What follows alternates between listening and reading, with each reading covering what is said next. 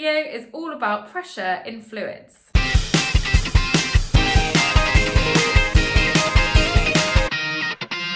So I want you to start by imagining the following. I want you to picture the scene. It's your summer holidays and you're about to embark on a scuba diving course in the Bahamas. Well, it's good to have dreams, isn't it? As soon as you jump into the water, you would feel more pressure on your body than when you were on the shore. And as you started to dive deeper and deeper and deeper, that pressure would be getting larger and larger and larger. And if you're anything like me, your ears might start to go. My ears are really sensitive to pressure changes, like if your ears have ever popped when you're on a plane.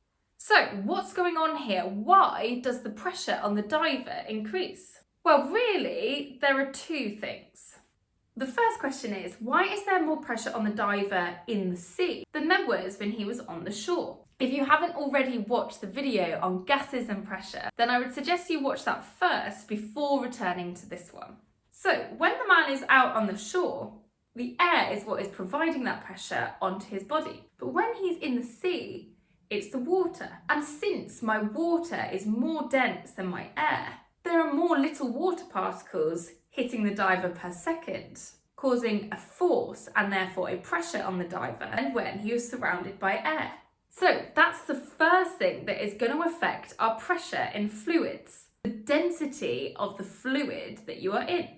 Okay, so that bit explains why he's got more pressure on him in the water than on the shore. But what about why the pressure increases as he dives deeper and deeper and deeper? Well, if you think about it, the deeper and deeper you go, the more and more sea there is above you.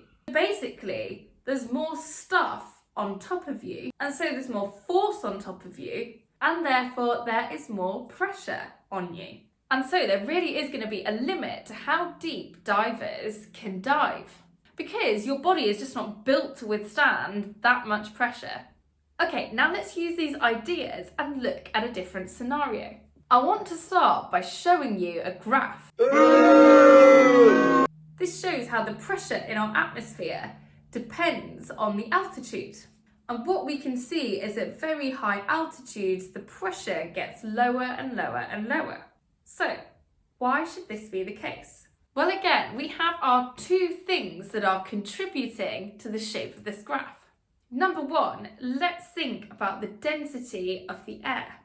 If you've ever heard of people climbing mountains like Mount Everest, you may be familiar with the idea that the air gets thinner at high altitudes. And when people say that the air is thinner, what they really mean, if we're going to be pedantic about it, is that the air gets less and less dense the higher up you go. And since the air gets less and less dense, there are fewer air particles colliding with you per second, force on you is less, and the pressure on you is less. Okay, and the second thing that is contributing to this graph is as I go further and further and further up into my atmosphere, there's actually less and less air on top of me. So since there's less stuff on top of me, there's less force on top of me and less pressure. So those two factors both contribute to pressure in fluids. Okay, hope you found that helpful. Please download the notes below. If you like the video, give us a like and subscribe.